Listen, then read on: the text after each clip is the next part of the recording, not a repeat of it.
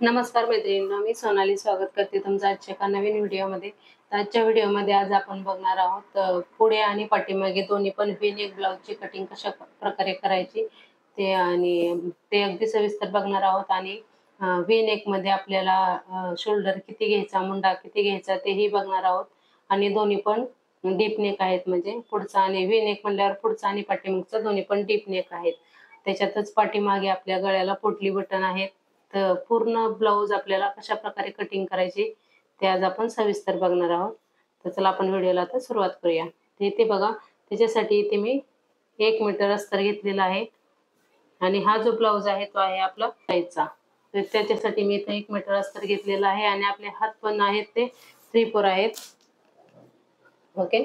तर इथे बघा, सगळ्यात अगोदर आपल्याला ब्लाऊजच्या उंचीचं माप टाकायचं आहे. तर तुमची जेवढं पण ब्लाऊजची उंची असेल त्याच्यात 1 इंच प्लस करायचं आणि तुम्हाला ब्लाऊजच्या उंचीचं माप टाकायचं आहे. मग तुमची जर ब्लाऊजची उंची 13 असेल तर 14 इंच मार्क करायचं, 14 असेल तर 15, जेवढी पण असेल तेवढी तुम्हाला मार्किंग करून घ्यायचं आहे. ओके. इथे बघा, ब्लाऊजची उंची आहे 14.5 इंच. ओके. इथे 14.5 इंच ब्लाऊजची उंची आहे, त्याच्यात 1 इंच प्लस करून इथं आपल्याला 15.5 इंच मार्किंग करायचं आहे, कारण 1 इंच आपलं शिलाईमध्ये जातं. त्याच्यानंतर इथे बघा, आपल्याला सरळ लाईन आखून घ्यायची आहे.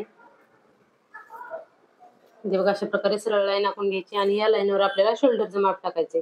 तर त्याच्या अगोदर आता इथे आपल्याला पाठीमागे पोटली बटन जोडायचे आहेत. तर पोटली बटन आपल्याला लावण्यासाठी इथं साईडला अर्धा इंच शिलाई जाणार आहे, कारण आपल्याला पोटली बटन जोडायला अर्धा इंच लागतं. त्याच्यामुळे इथं सगळीकडे अर्धा इंच मार्किंग करून घ्यायचं आणि सरळ लाईन आखून घ्यायची. नाहीतर हे जर मार्किंग नाही केलं आणि नंतर आपण पोटली बटन अटॅच केले तर आपला जो पाठीमागचा गळा आहे तो छोटा होऊ शकतो. त्याच्यामुळे अगोदरच इथं आपल्याला बरोबर अर्धा इंचावर असं मार्किंग करून घ्यायचं आहे.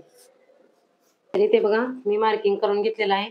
त्याच्यानंतर आपल्याला इथं शोल्डरचं माप टाकायचं आहे. तर आता V-neck असल्यामुळे आपल्याला जो गळा असतो ना, त्याची जी रुंदी असते ती थोडीशी जास्त घ्यावी लागते, कारण V-neck जास्त पसरत नाही, ब्रॉड होत नाही आपला गोल गळ्यासारखा. त्याच्यामुळे आपल्याला गळ्याची रुंदी जास्त घ्यावी लागते. त्याच्यामुळे मी इथं शोल्डरचं माप टाकणार आहे 6 इंच. तुम्ही 6.5 6.5 पण टाकू शकता, पण मी इथे 6 इंच मार्किंग करणार आहे 38 साईजसाठी. ओके. तुमचं जर 36 साईजला सुद्धा तुम्हाला हेच मार्किंग टाकायचं आहे. ओके. त्याच्यानंतर आता आपल्याला इथं मुंड्याचं माप टाकायचं आहे. त्या मुंड्याचं माप इथं आपल्याला 6.25 इंच टाकायचं आहे.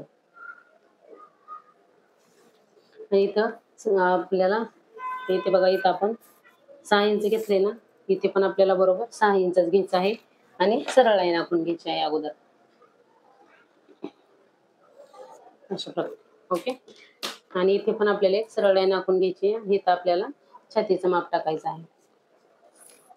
तर छाती आहे आपली 38 इंच. तर 38 इंचाचा चौथा भाग येतो 9.5 इंच. तर इथे 9.5 इंच मार्किंग करायचं आणि साईडला 2 इंच शिलाई मार्जिन.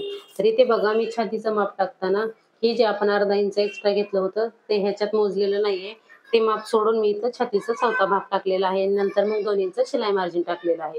ओके.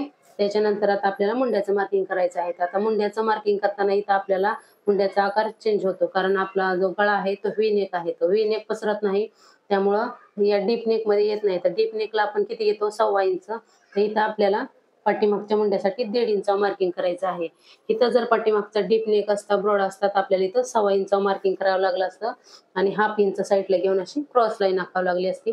आणि इथे आपला डीप नेक तर आहे पण जास्त पसरत नाही, त्याच्यामुळे इथं आपल्याला 1.5 इंच मार्किंग करायचं आहे आणि इथून असा मुंड्याचा आकार देऊन घ्यायचा आहे.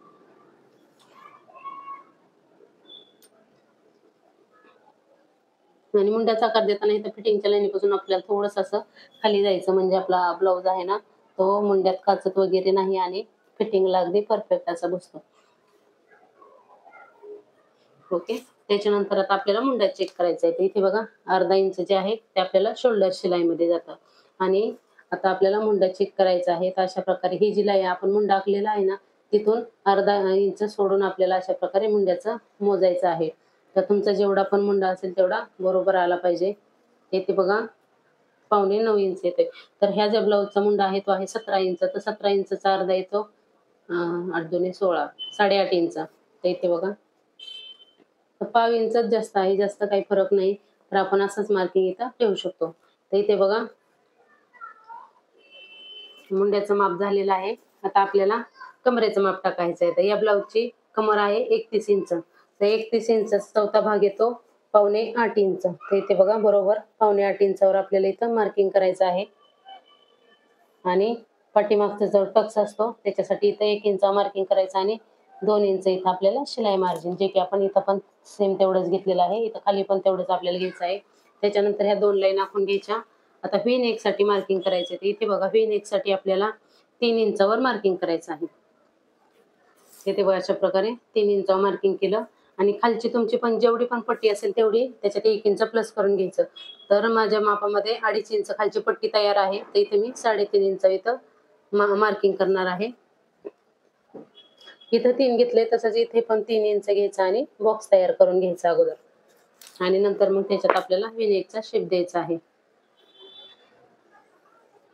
इथे बघा अशा प्रकारे मार्किंग केलेलं आहे आणि तुम्ही बघू शकता आपला गळा जो आहे तो किती डीप नेक आहे. तर इथे बघा टोटल गळा जो आहे आपला 12 इंचाचा आहे. म्हणजे खूपच असा डीप नेक आहे, पण व्ही नेक असल्यामुळे तो अजिबात पसरत नाही. ओके. तर इथे बघा आता व्ही नेकचा आपण सगळ्यात अगोदर स्ट्रेट लाईन आखून घेऊया आणि मग नंतर थोडासा असा बाहेरून आकार देऊया, थोडासा पसरट अशा प्रकारे. ओके. तुम्हाला एकदम स्ट्रेट हवा असेल तर ही जी लाईन आपण आखलेली ती कट करायची आणि थोडासा असा ब्रॉड अशामध्ये असा हवा असेल तर तुम्ही हा शेप, म्हणजे जवळजवळ आपण इथं बाहेर 1.25 इंच बाहेर गेलेलो आहोत, अशा प्रकारे इथं आपल्याला शेप देऊन घ्यायचा आहे. ओके. आता इथे बघा बॅक पार्ट आपला पूर्ण इथं कटिंग झालेला आहे आणि इथं आपण डीप नेक असल्यामुळे शोल्डरच्या साईडला इकडे आपण इथे बघा अशा प्रकारे शोल्डर उतार द्यायचा आहे. ओके. ते आता बॅक पार्ट आपलं मार्किंग करून झालेलं आहे. अगोदर आपण कट करून घेऊया. शोल्डर उतार आताच नाही द्यायचा, कारण आपल्याला याचा फ्रंट पार्ट कटिंग करायचा आहे. आणि याचा फ्रंट पार्ट जो आहे तो आहे आपला 4 टक्स.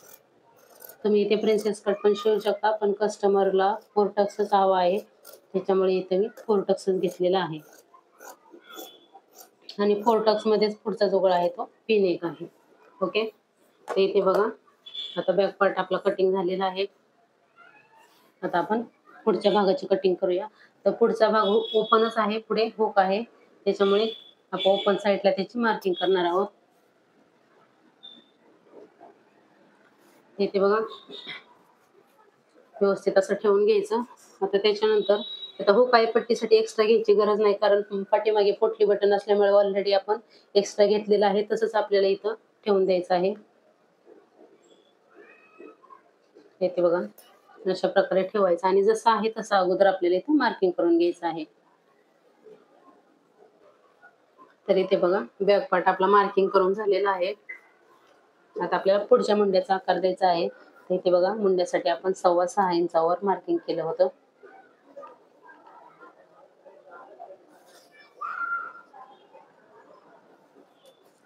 तर इथं बघा पुढच्या मुंड्यासाठी इथं 1/2 इंच आपल्याला आतमध्ये घ्यायचं आणि इथून अशा प्रकारे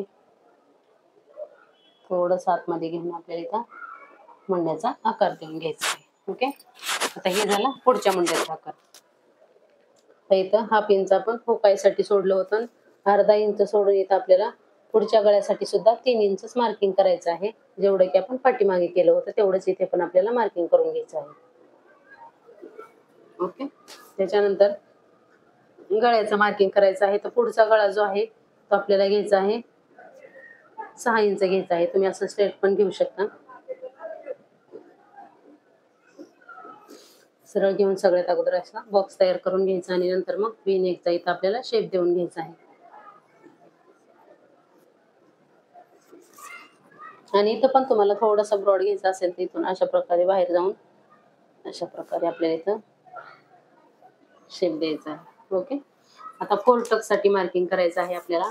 तर 4 टक्सचं मार्किंग करताना खालून अगोदर 2-2 इंच मार्किंग करून घ्यायचं आणि एक सरळ लाईन आखून घ्यायची. तर इथे बघा मी बरोबर 2 इंच मार्किंग केलं आणि ही सगळ्या साईजसाठी मी हाच फॉर्म्युला वापरते. तुम्ही पण या पद्धतीने कटिंग करू शकता. खूप सोपी पद्धत आहे 4 टक्स ब्लाउज कटिंग करण्याची. आणि इथे बघा आता इथून 2 इंच घेतलं होतं ना, तिथून 1 इंच वरती घ्यायचं आणि आपल्याला योगपट्टीचा असा शेप द्यायचा आहे. ओके. आता योगपट्टीचा शेप दिला. त्याच्यानंतर आता आपल्याला डॉटचं मार्किंग करायचं आहे. तर डॉटचं मार्किंग करताना इथे बघा हे मोजायचं किती आहे त्याचं बरोबर हाफ करायचं. मग तुमचं कितीही येऊ द्या ते उंचीनुसार चेंज होत राहतं. तर जेवढं असेल त्याचं असं हाफ करायचं आणि इथं आपल्याला पहिला जो आपला डॉट आहे त्याचं मार्किंग करायचं. तर इथे 2.5 इंचावर पहिला डॉटचं मार्किंग आपल्याला इथं करायचं आहे. आणि इथून आपल्याला किती माप टाकायचं तर ते आता आपली छाती आहे 38 इंच. तर छातीचा 10वा भाग घ्यायचा असतो म्हणजे किती येतं 3.8 इंच. तर इथे बघा आपलं किती जाणार आहे अर्धा इंच इथं हुकायसाठी आणि नंतर तिथून इथं 3.8 म्हणजे 4ला आपल्याला 2 लाईन कमी. तर इथे बघा अशा प्रकारे इथं 3.8 वर मार्किंग करायचं. ओके. त्याच्यानंतर इथे आपल्याला 2.5 इंच हा टक्स वरती घ्यायचा आहे. असं उंचीला किती घ्यायचा 2.5 इंच. ओके. त्याच्यानंतर हा जो आपला टक्स घ्यायचा आहे तो आपल्याला घ्यायचा आहे 2 इंचचा म्हणजे इकडे 1 इंच आणि इकडच्या साईडला 1 इंच. तर इथे बघा बरोबर मी इथं इकडे 1 इंच आणि इकडे 1 इंच अशा प्रकारे मार्किंग केलं. त्याच्यानंतर ह्या दोन्ही पण लाईन आहेत त्या आपल्याला अशा प्रकारे जोडून घ्यायच्या आहेत. इथे बघा मधला टक्स पण आपला तयार झाला आणि हा जो टक्स असतो तो आपला टोटल अर्धा इंचाचा असतो. जास्त मोठा नसतो हा टक्स फक्त अर्धा इंचाचा. आणि हा जो साईडचा टक्स आहे इथे बघा तो आपल्याला खालून 2 इंच मार्किंग करायचा. ओके. तिथून 2 इंच मार्किंग केलं. आता इथून आपल्याला 2 इंच मार्किंग करायचं आणि इथून पण वरती आपल्याला असं क्रॉस मध्ये 1.5 ते 2 इंच तुम्ही इथं मार्किंग करू शकता. आणि इथून हा जो टक्स आहे तो इकडच्या साईडला घ्यायचा आणि इकडचा साईड आहे ती अशा प्रकारे आपल्याला जोडून घ्यायचा आहे. आता आता आपण इथं टक्ससाठी तर 2 इंच घेतलं पण हा टक्स दिल्याच्या नंतर आपला कमरेचा भाग आहे तो कमी होईल. त्याच्यासाठी आपल्याला इथं जे 2 इंच वाढवलेलं आहे सॉरी टक्ससाठी घेतलेलं आहे ते इकडं आपल्याला 1.5 इंच वाढवून घ्यायचं आहे. कारण 1 इंच आपण पाठीमागच्या टक्स घेण्यासाठी ऑलरेडी वाढवलेलं होतं. त्याच्यामुळे इथे आपल्याला 1.5 इंच वाढवून घ्यायचं आहे. इथे अशा प्रकारे 1.5 इंच वाढवलं आणि इथं वरच्या साईडला आपल्याला 1 इंच वाढवून घ्यायचं आहे कारण इथं आपल्याला डॉट मध्ये जातो. तर हा पण डॉट आहे तो आपल्याला अर्धा इंचाचा इथे देऊन घ्यायचा आहे. सॉरी अशा प्रकारे सगळ्यात अगोदर आपण ही लाईन आखून घेऊया.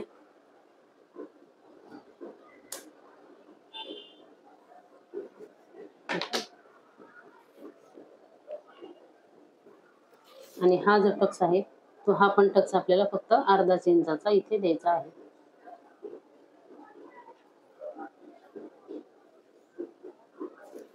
इथे बघा अशा प्रकारे पूर्ण आपली 4 डॉटची इथं मार्किंग झालेली आहे. आणि योगपट्टी ही जी योगपट्टी आहे याच्यातच आपल्याला खालच्या साईडने 1 इंच वाढवून घ्यायचं आहे. 1 इंच किंवा पाऊण इंच तुम्ही इथं वाढवून घेऊ शकता. तुम्ही शिलाईत जेवढं घेता मार्जिन तेवढं आपल्याला इथं घ्यायचं आहे. ते मी इथं 1 इंच घेतलेलं आहे. आणि योगपट्टीला आपल्याला इकडे साईडला वाढवायची गरज नाही. इथून एवढंच आपल्याला घ्यायचं आहे कारण इथं जे एक्स्ट्रा आपण घेतलेलं आहे ते इथं डॉटमध्ये दाबल्या जाणार आहे. ओके. इथे बघा पुढच्या भागाची पण आपली पूर्ण कटिंग झालेली आहे. सॉरी मार्किंग झालेलं आहे. आता आपण याची कटिंग करून घेऊया.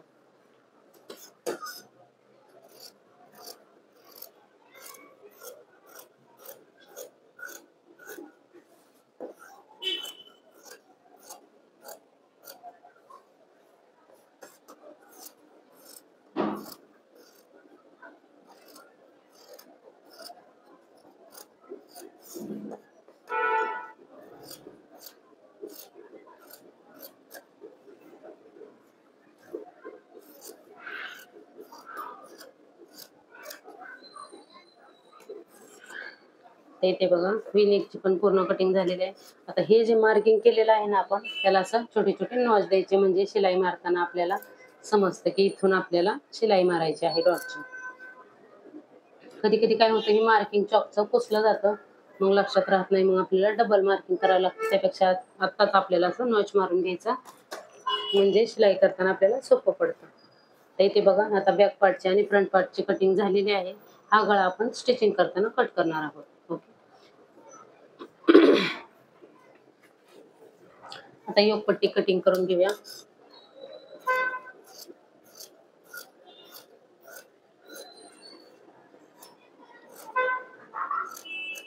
इथे बघा योगपट्टी पण आपली कटिंग करून झालेली आहे. आता आपल्याला बाहीची कटिंग करायची आहे.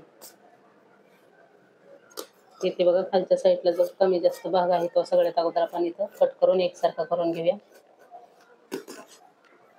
त्याच्यानंतर असं हे आहे डबल फोल्ड. आता याला आपल्याला 4 फोल्ड मध्ये करायचं आहे.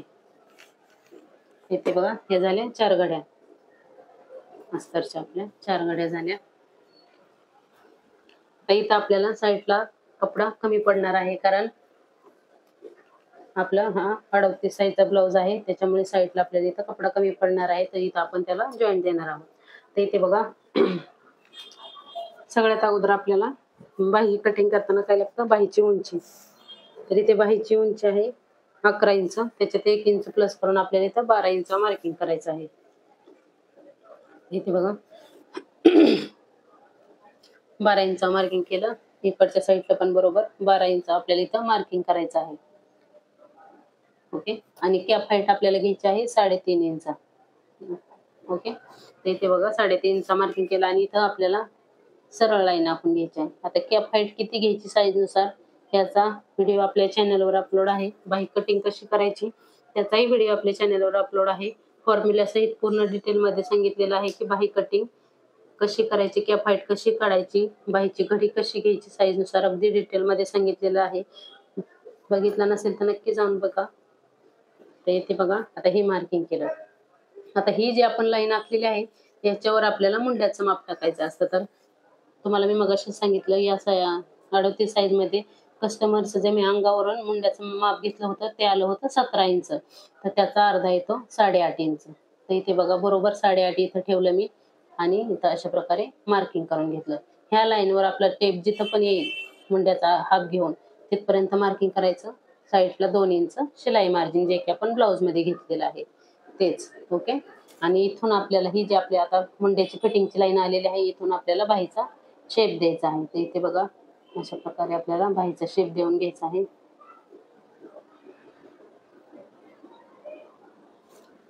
ओके. तर बाहीचा शेप देऊन झाला. आता आपल्याला दंडघेराचं माप टाकायचं आहे. तर तुमचा जेवढा पण दंडघेरा असेल त्याचं तुम्हाला इथं माप टाकायचं आहे. तर इथे बघा दंडघेरा आहे 5.5 इंच आणि साईडला 2 इंच आपल्याला शिलाई मार्जिन. आणि जेव्हा पण आपले 3/4 स्लीव्ज असते ना तेव्हा आपल्याला हा इथे जो बायसेप राऊंड असतो ना तो बायसेप राऊंड किती वर घ्यायचा, तर आपली जी बाही असेल ना तिथून आपल्याला 5 किंवा 5.5 इंचावर इथं बायसेप राऊंड घ्यायचा. तर इथे बघा 5 इंचावर मी अंगावरून मोजलं होतं त्यावेळेस आलेलं होतं 13 इंच. तर 13 इंचाचा हाफ किती येतं 6.5 इंच. तर इथे 6.5 इंचावर मार्किंग करायचं किंवा तुम्ही त्याच्यात फक्त पाव इंच लुजिंग द्यायचं, जास्त नाही. इथे बरोबर मी 6.25 इंचावर मार्किंग केलं. आणि हे तिन्ही पण पॉइंट आहेत ना ते आपल्याला इथं जोडून घ्यायचे आहेत. तर इथे बघा ही जी स्केल आहे याने मी इथं जोडून घेते. तुमच्याकडे स्केल नसेल तर तुम्ही डायरेक्ट इथं हाताने पण जोडून घेऊ शकता. म्हणजे काय होतं आपली बाहीची फिटिंग आहे ना ती अगदी परफेक्ट अशी येते.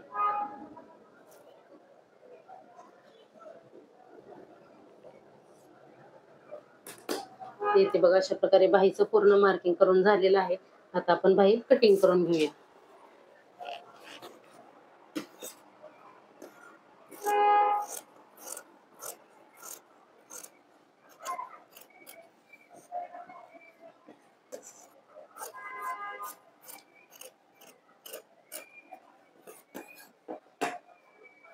आता इथे बघा हा जो जॉईंट आलेला आहे तो हे फक्त 2च आहेत, कारण आपल्याला बाहीला 4 जॉईंट द्यायचे आहेत. एका बाहीला 2 आणि दुसऱ्या बाहीला 2. तर हे अजून 2 जॉईंट आपल्याला काढायचे आहेत. तर लगेच आपण इथं दुसरे 2 जॉईंट पण इथं काढून घेणार आहोत.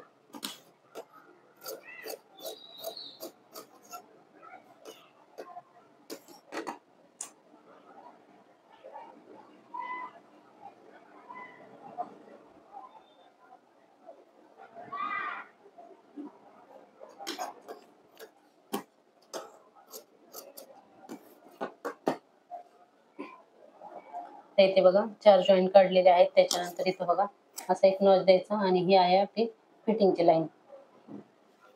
त्याच्यानंतर बाही अशी ओपन करायची आणि हा जो पुढचा मुंड्याचा शेप आहे तो आपल्याला इथं असा कट करून घ्यायचा आहे अगदी व्यवस्थित. ओके. तर इथे बघा हा आहे आपला फ्रंट पार्ट.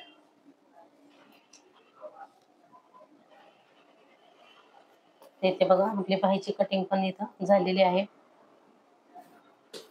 आता हे जे सगळे पार्ट आहेत ते आपण ब्लाउज पीसवर ठेवून कटिंग करणार आहोत. तर इथे बघा हा जो साडीतनं निघलेला ब्लाऊज पीस आहे आणि याची साडी पण खूप सुंदर अशी आहे. मी तुम्हाला दाखवते याची साडी. तर इथे बघा ही आहे साडी याची, बघू शकता. अशा प्रकारे साडी आहे. खालच्या साईडला प्रिंट दिलेला आहे आणि समोसा लेस लावलेले आहे. खूप सुंदर अशी साडी आहे ब्लॅक कलर मध्ये आणि याच्यातलाच हा ब्लाऊज पीस इथं आहे हा.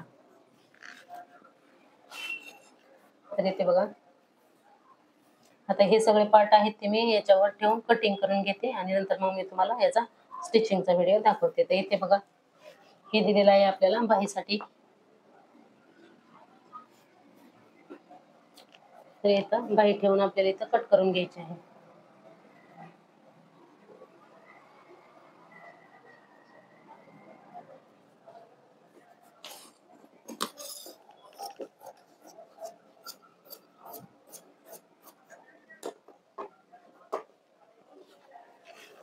आणि बॅक पार्टला इथं ही जी बॉर्डर आहे ती व्ही नेकला मला लावायची आहे अशी क्रॉस मध्ये. तर मी तुम्हाला स्टिचिंग करताना ते दाखवते. ओके, मी आता याची कटिंग करून घेते.